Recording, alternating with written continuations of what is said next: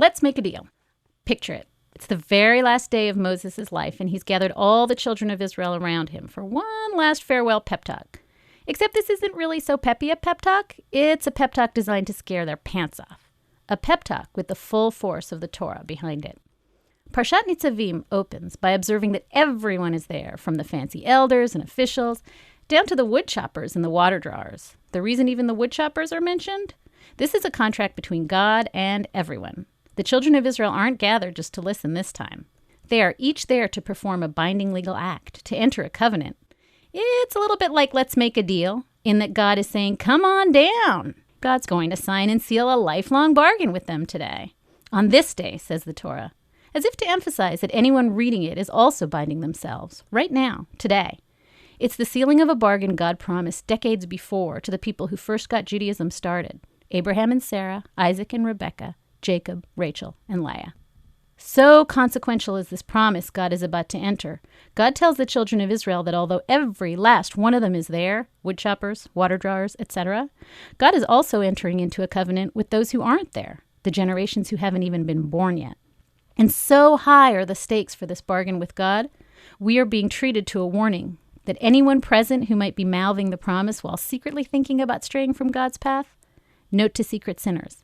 If you break your covenant with God, your name will be, the Torah says, blotted out from under heaven. That's Torah speak for don't even think about it. In case you ever wondered what it means to literally put the fear of God into someone, Nitzavim offers some clues. If the Israelites opt to stray from the commandments, God will send plagues and diseases on the lands and devastate the soil with sulfur and salt. Should the children of Israel chase mindlessly after other gods, the wood, stone, silver, and gold gods, God will literally throw every curse in the book at them. You can imagine the children of Israel pretty much trembling in their sandals hearing all this. But then God shows them what's behind door number 2, promising them free choice, and that if they listen to and follow the laws of the Torah, God will gather them together and bring them back with love.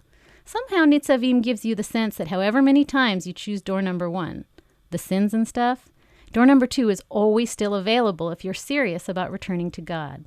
No matter how many times you choose the wrong path, there is always the possibility of forgiveness in return. And the Torah is very specific about the prizes. If you just keep your promises to God, you'll be rewarded with kids, cattle, crops. It's even better than the Showcase Showdown. And for a people who've been slogging through a dusty desert for ages, these prizes must have sounded like heaven on earth. Imagine, after all those years of having sand in your robe, how wonderful the idea of cooling off under your very own olive tree would have sounded. God is painfully specific about the blessings and the curses. And there's one other thing that's very specific today.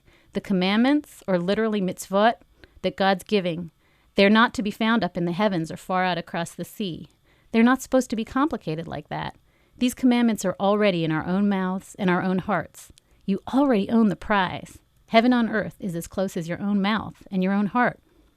Finally, as is the case with all binding legal agreements, God finds 2 witnesses to the deal, calling on heaven and earth to witness this covenant that stretches back to the first ancestors of the Israelites and forward to every descendant of those who entered into it. Heaven and earth, past and present, blessings and promises.